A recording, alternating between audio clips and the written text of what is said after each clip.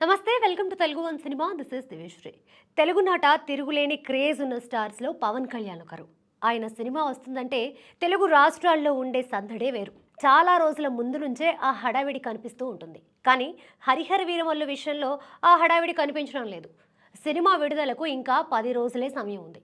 అయినప్పటికీ పవన్ కళ్యాణ్ రేంజ్కి తగ్గ హైప్ మాత్రం కనిపించడం లేదు. 5 ఏళ్ల క్రితం క్రిష్ దర్శకత్వంలో వీరమల్లు సినిమా ప్రారంభమైంది.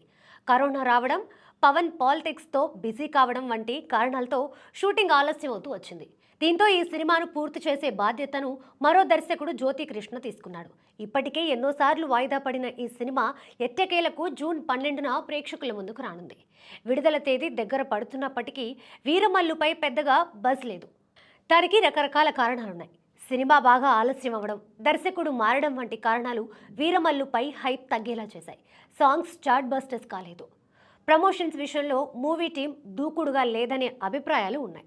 దానికి తోడు పవన్ ఫ్యాన్స్ కూడా వీరమల్లు సినిమా కంటే కూడా ఆ తర్వాత రానున్న ఓజీ సినిమా కోసం ఎక్కువగా ఎదురు చూస్తున్నారు.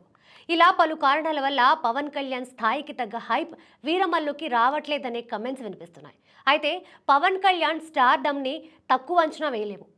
ఆఫ్లైన్లో కల్ట్ ఫ్యాన్ బేస్ ఆయన సొంతం. సాంగ్స్, ప్రమోషన్స్, హైప్ వంటి లెక్కలతో సంబంధం లేకుండా బాక్సాఫీస్ దగ్గర సంచలనాలు సృష్టించగలరు. మరి హరిహర వీరమల్లుతో పవన్ కళ్యాణ్ సైలెంట్గా వచ్చి సంచలనం సృష్టిస్తారేమో చూడాలి.